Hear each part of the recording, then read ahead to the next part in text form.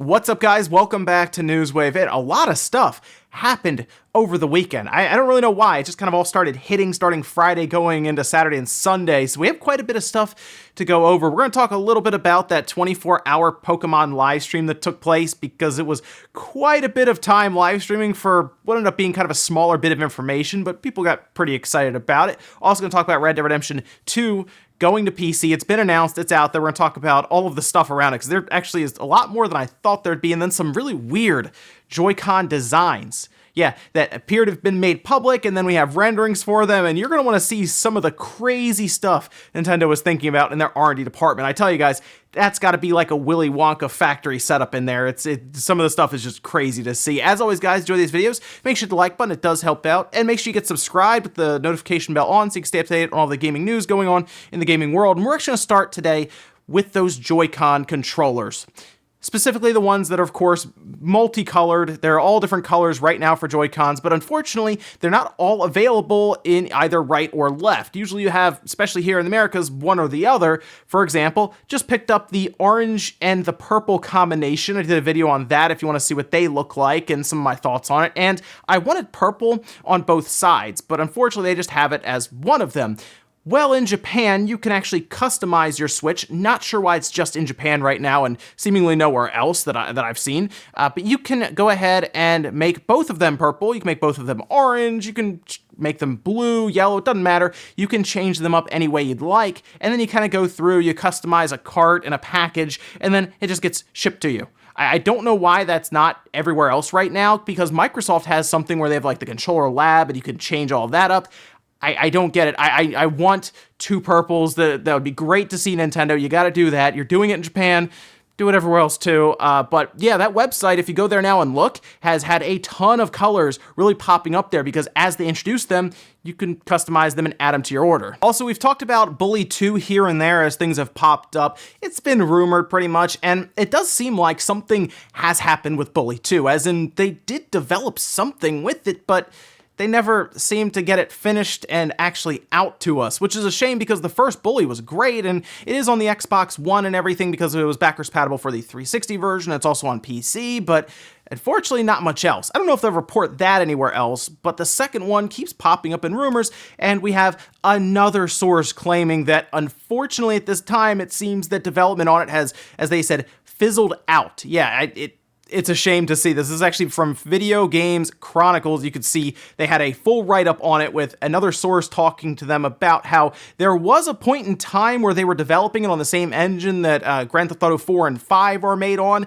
along with both Red Dead Redemptions. And unfortunately, sometime between 2010 and 2013, they had been developing for about a year and 18 months, and then it just went away. It was like a small slice of the game. It was playable, and then that was kind of it. And I did see Liam Robertson also kind of chime in there on Twitter saying that they had heard that around 2015, unfortunately, had been pretty much scrapped and canceled at that point. So right now, anyway, it seems fairly unlikely that we'll see anything with Bully 2, despite seeing so many things, whether it was job listings, right? We saw those, or IMDb postings for voices and stuff.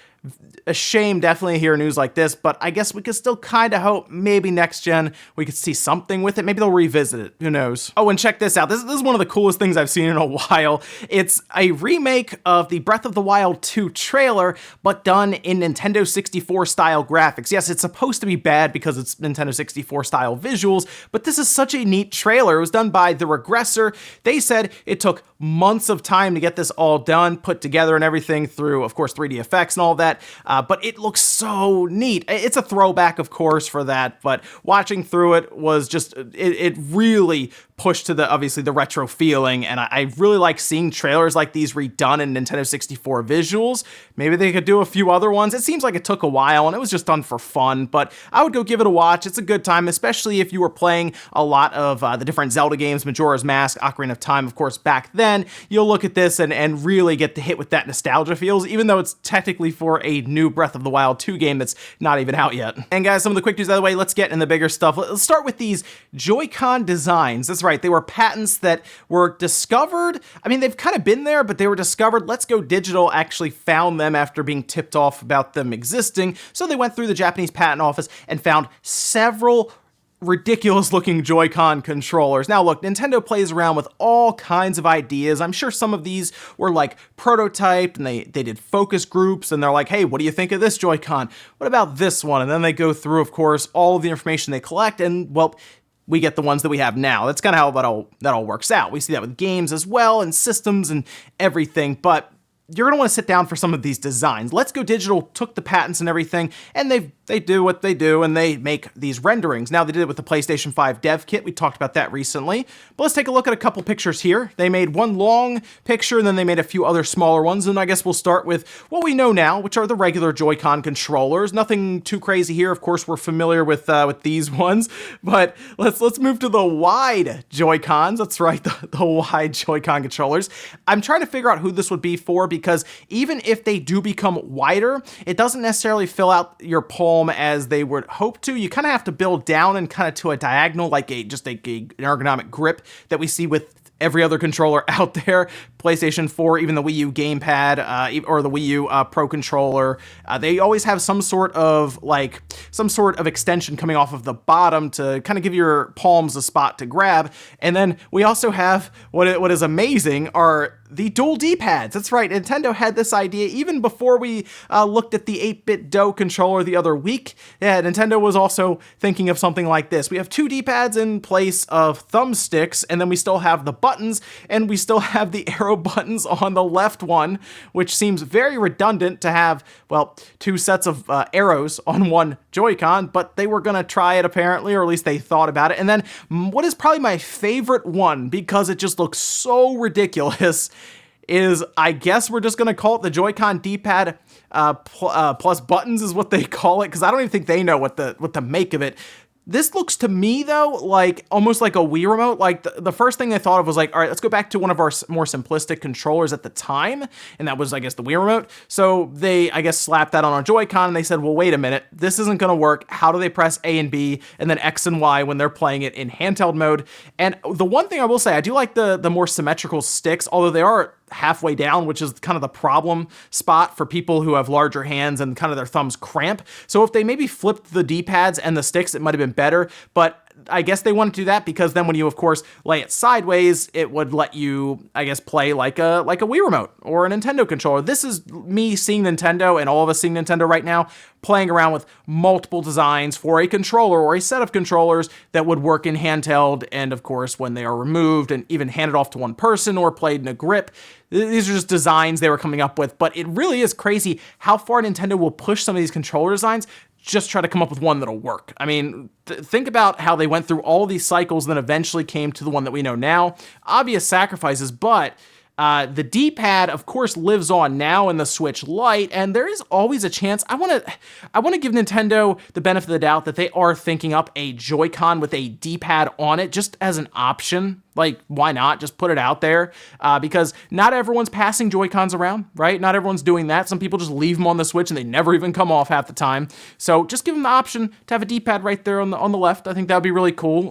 But hey, they're always thinking of new designs, and it also makes me wonder, what ideas right now are going on for the next Switch? Because they're I assume starting to come up with some ideas for what's coming after the Switch at this time, and they could be coming up with some crazy ideas for controllers without us even knowing it right now. Next up, let's talk about Reggie. Reggie Fils-Aimé, of course, retired recently from Nintendo as head of Nintendo of America. Doug Bowser has now taken over, and he's been doing a pretty good job, I would say. He's shown up in the directs and had some fun and everything with obviously the Bowser name.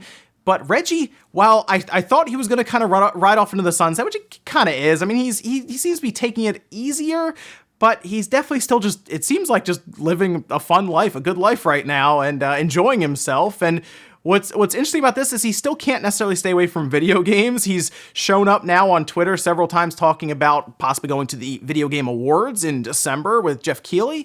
And now he's been inducted into the Video Game Hall of Fame. That's right. This actually showed up on Twitter. We had a full YouTube video of him with his acceptance speech and everything, which was great to see him in what appeared to be his office. And he had kind of the amiibos up top, which was great, of Iwata and Miyamoto and himself up there, which is really neat neat to see that, so he kind of keeps that around, and of course some video game trinkets and stuff behind him. But this is for the Walter Day Lifetime Achievement Award, and it's a pretty big deal, I would say. Now, this Hall of Fame was established back in 2010, and it's been rolling ever since then, inducting all kinds of people and big figures in the video game industry, so it would make sense for Reggie to be in there, I would say. He's done a lot, obviously, for games and been around for quite a while in gaming, which is pretty neat to see. But Reggie's he's just having a good time in retirement. He's enjoying himself. It's good to see. He's teaching, I believe, at Cornell and everything, so hey, good for Reggie. It's pretty cool to see him get inducted into the Video Game Hall of Fame, and hey, we'll see what's next for him, because while I thought he was going to be kind of slowing down, he's still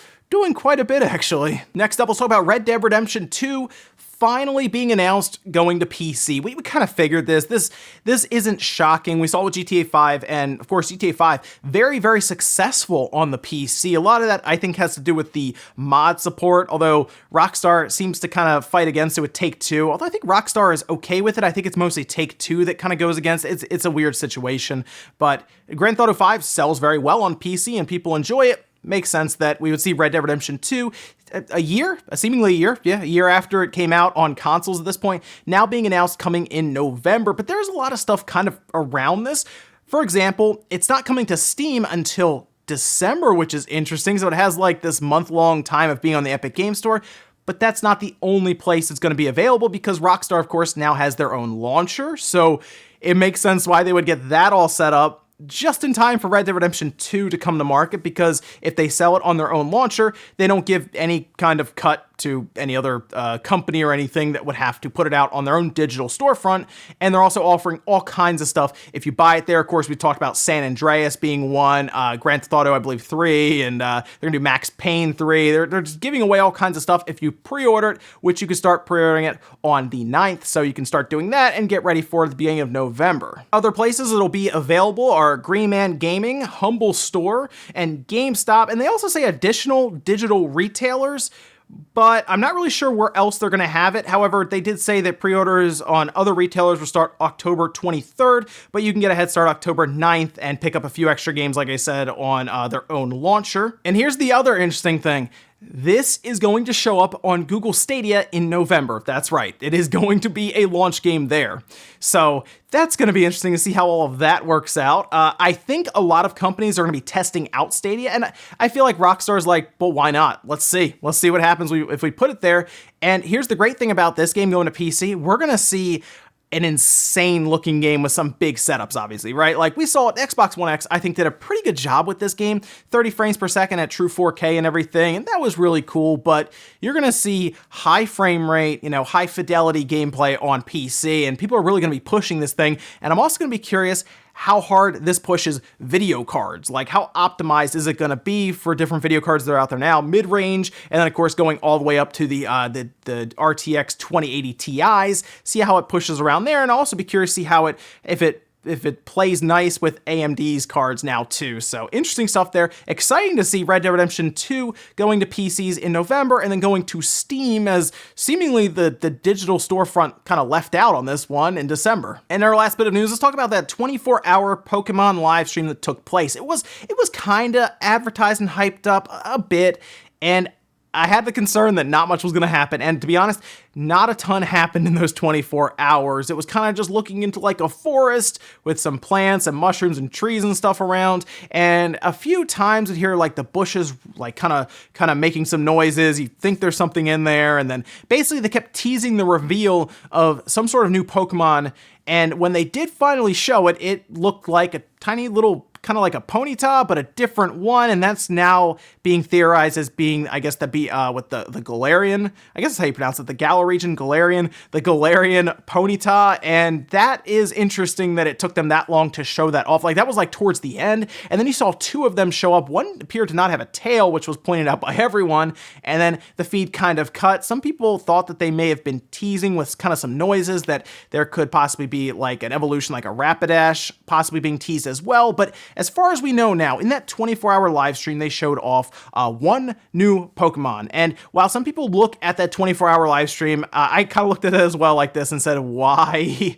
You could have tweeted it out. It did get a lot of people talking, I will admit. People were checking in on it from time to time. It was trending on Twitter at one point, and that's just because people were kind of going back and forth, kind of just discussing what they were seeing, what their theory was on what was in the bush, what was behind that one Pokemon who kind of walked in front of them.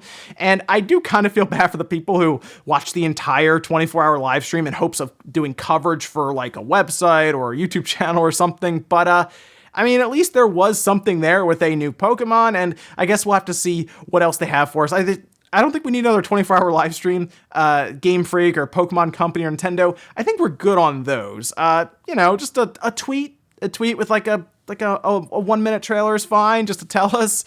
But hey, it seems to be anyway right now, a new Ponyta will be part of the Galar region. And we'll finish up with our comment of the day, as you're seeing here. This is from Beat Battle saying, this genuinely makes me very happy to see Mario Kart Tour being quite a failure, so that might show to Nintendo they need to go back to making good quality products worth the time and money for mobile. So I'm curious how far Nintendo would go with this, because here's the thing about these games. They don't have to be amazing moneymakers right out of the gate. They could take their time. It's like service games, live service games on console. They can stumble and fall out of the gate and then end up being, these big world beaters with a ton of money being made every single week just because they've added enough to it. And I look at Mario Kart Tour possibly as one of those just because of the number of downloads. Seriously, there are so many people who have downloaded this game, and while not a ton of money has been poured in yet, it could happen as we go along. I think that's completely possible, and the thing will be what Nintendo does with it going forward. Will they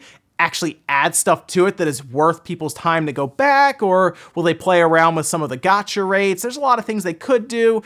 We'll see, though, going forward. I just wouldn't count Mario Kart Tour out yet. It's way too early to be able to tell. And I also don't think Nintendo's going to just step away from the gacha mechanic for now. There have been rumors about a Zelda mobile game taking place, which would also do pretty well, I think, in the download numbers. So after Mario Run, I wouldn't expect anything other than gacha games right now from Nintendo as they try to navigate this cell phone marketplace. Ladies and gentlemen, that's going to do it here for Newswave. Enjoyed this video, guys. Hit the like button, really helps out. If not, hit the dislike. Leave comments down below about everything we talked about today, whether it's those weird Joy-Con designs, those patents. What do you think about those? Do any of those look actually better to you? Because I look at those and I go, you know what? It's probably good they stayed on the page in somebody's portfolio somewhere in Nintendo rather than actually come to market. Also, what do you think about Reggie getting entered in the Video Game Hall of Fame? And then Red Dead Redemption 2 on PC. Are you picking it up, or are you not going to double dip? You've already had enough of it. Thanks, guys, for watching, and I'll see you next time.